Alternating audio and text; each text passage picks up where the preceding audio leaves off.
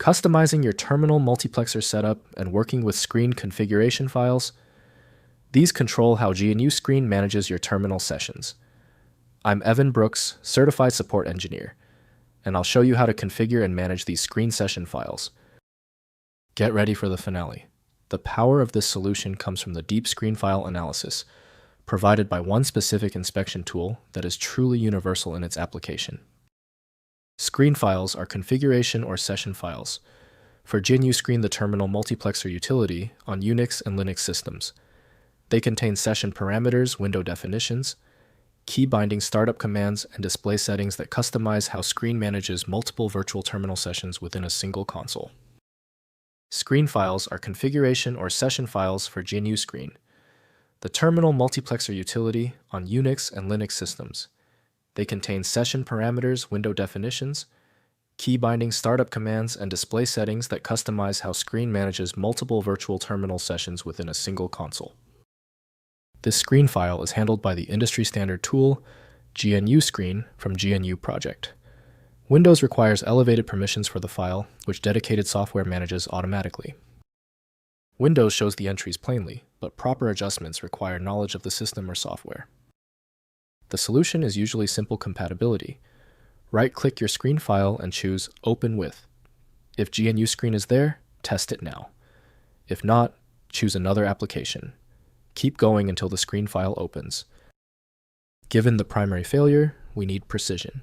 Execute these 3 specific troubleshooting moves to identify why the screen file won't cooperate.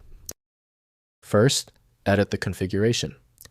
Open the screen file or your subricot.screenrc file in any text editor such as Vim Nano or VS Code. Each line contains a screen command directive. Common customizations include setting the escape key with escape defining startup windows with screen commands and configuring the status bar with hard status string. Next, apply configuration changes. Save the configuration file and start a new GNU Screen session with screen.c filename.screen to use a custom configuration file. Within an existing session, reload the configuration with Ctrl+A then, followed by source file name.screen. New settings apply to subsequently created windows and session parameters. Finally, manage screen sessions. Use screen ls to list active sessions and screen r session name to reattach to a detached session. Within screen press, Ctrl+A then C to create new windows, Ctrl+A then N to switch windows, and Ctrl+A then D to detach. The screen configuration controls default behavior for all these session management operations.